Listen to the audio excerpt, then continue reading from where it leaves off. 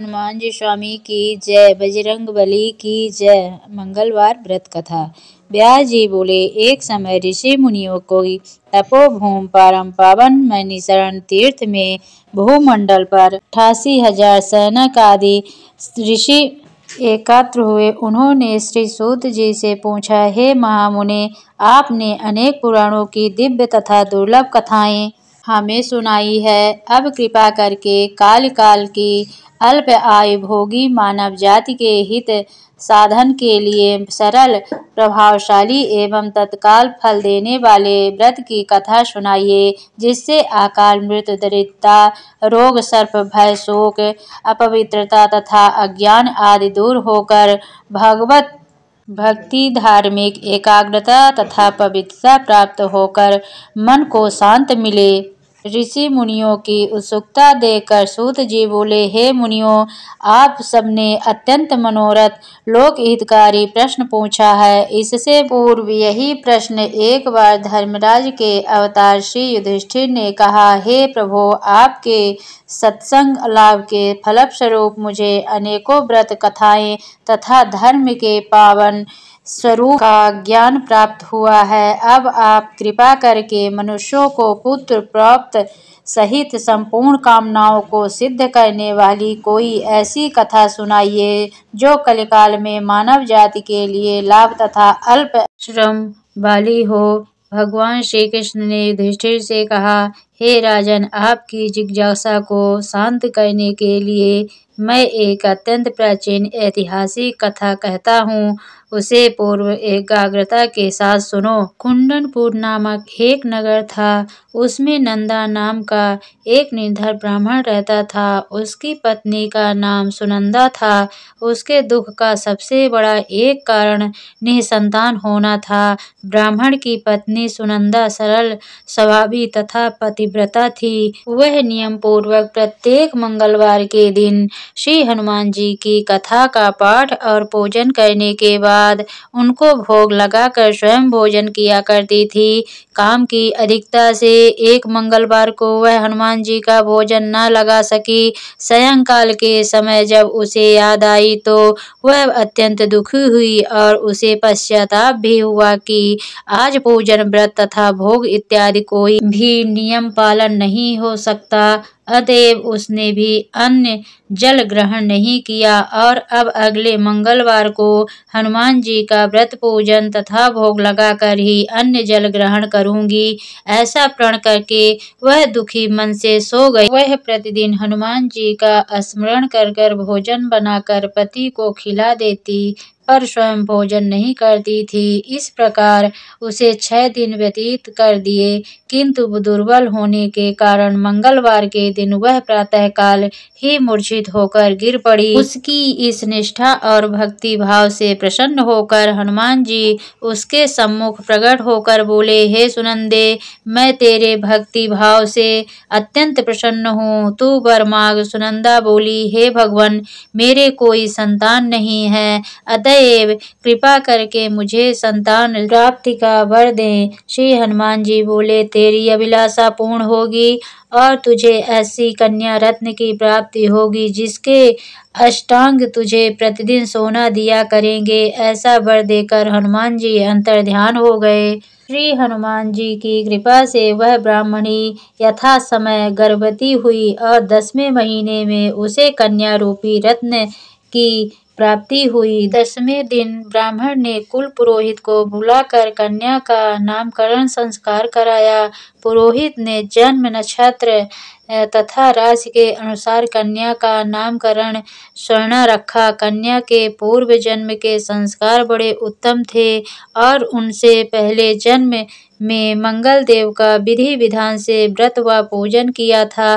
कन्या के अष्टांगों से प्रतिदिन काफी सोना मिलने के कारण वह ब्राह्मण अत्यंत धनवान होने के साथ साथ अभिमानी हो गया। प्रकृति के विकास गति के अनुसार जैसे शुक्ल पक्ष का चंद्रमा बढ़ता है, उस प्रकार कन्या भी प्रतिदिन बढ़ने लगी।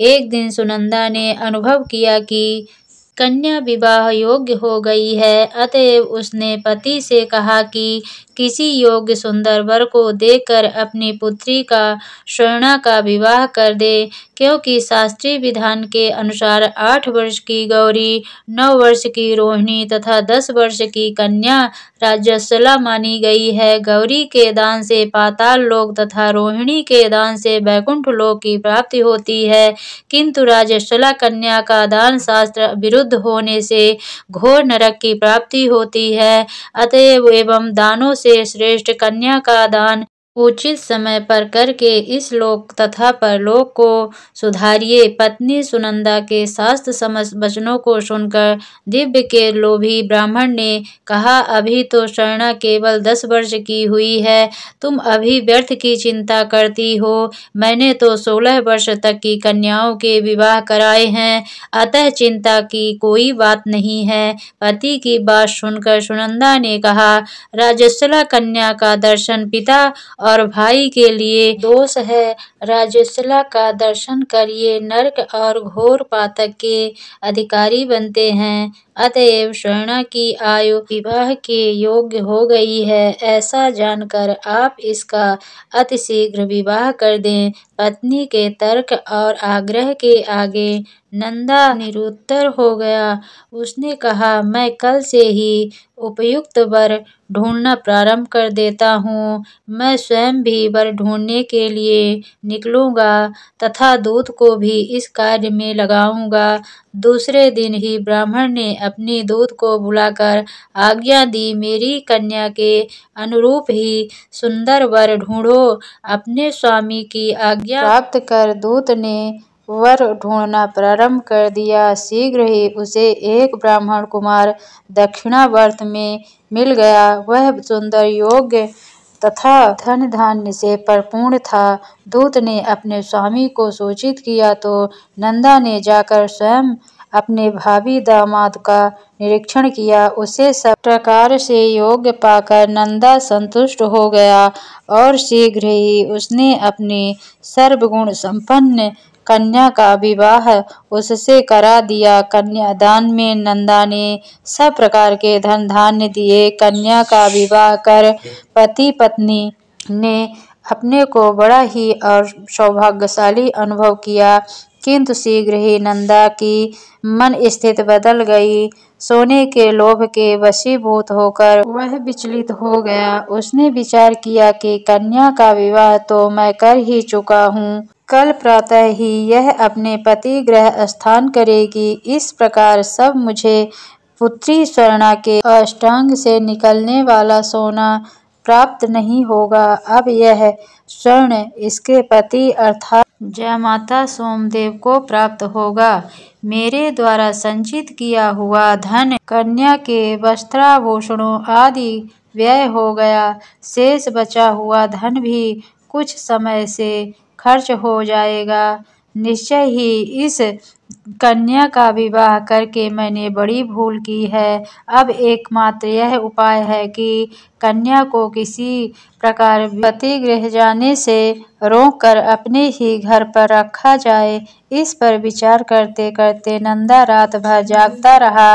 अंत में उसने धर्म के विरुद्ध एक भयानक निर्णय किया कि जब कन्या को लेकर सोमदेव अपने घर के लिए प्रस्थान करेगा तो मार्ग में छिपकर उसका वध कर दूंगा और कन्या स्वर्णा को समझा बुझाकर अपने घर ले जाऊंगा। विधवा निराश्रय पुत्री को घर में रखने के कारण समाज में मेरी निंदा करेगा और स्वर्णा से मुझे पहले की तरह नियमित सोना प्राप्त होने लगेगा। प्रातःकाल सुबह मुहूर्त विचार कर नंदा और सुनंदा ने जयमाता जमाई तथा कन्या को धन धान्य से संतुष्ट कर प्रसन्न चित्त सभी सज्जनों के सामने विदा किया। इधर सोमदेव अपनी पत्नी स्वर्णा को लेकर घर की ओर चल पड़ा और इधर उधर सोने का लोभी मतिभ्रष्ट नंदा का अन्य मार्ग से आकर जयमाता सोमदेव की हत्या करने के उद्देश्य से छिप गया।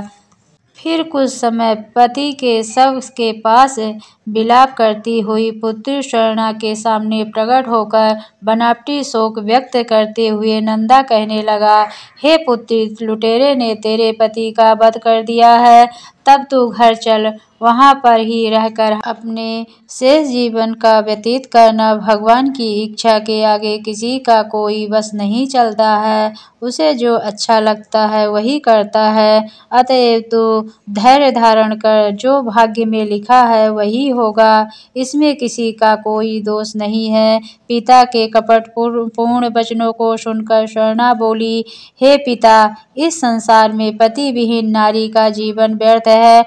मैं अपने कर्तव्य का पालन करूंगी। माता पिता तथा सास ससुर को यश को बढ़ाने वाले धर्म का पालन करते हुए अपने पति के साथ मैं सती हो जाऊंगी, परंतु लौटकर घर नहीं जाऊंगी। अपनी कन्या का स्वर्णा के वाक्यों को सुनकर ब्राह्मण अत्यंत दुखी हुआ। वह विचार करने लगा कि मैंने व्यर्थ ही इसके पति का वध किया।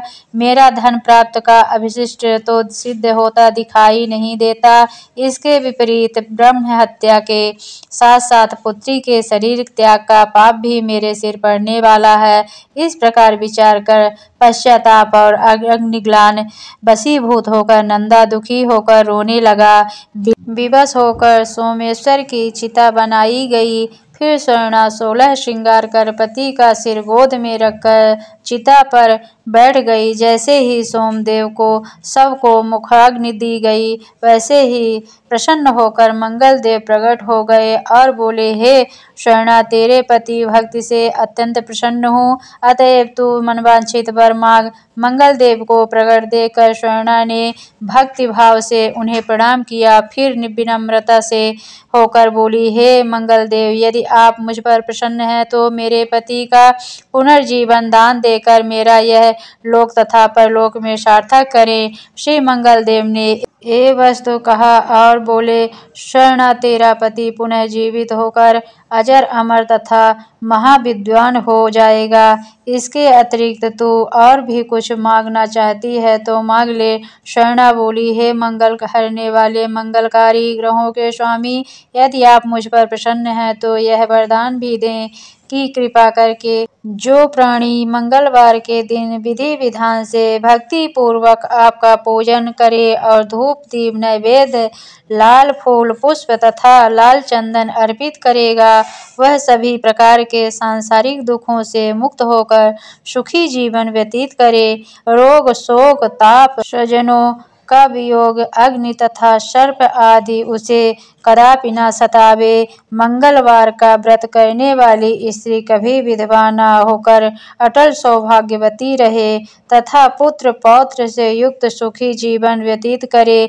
मंगल देव तथास्तु कहकर अंतर्ध्यान हो गए। मंगल देव की कृपा से सोमदेव जीवित हो गया। स्वर्णा अपने पति को पुनः प्राप्त कर अत्यंत प्रसन्न हुई।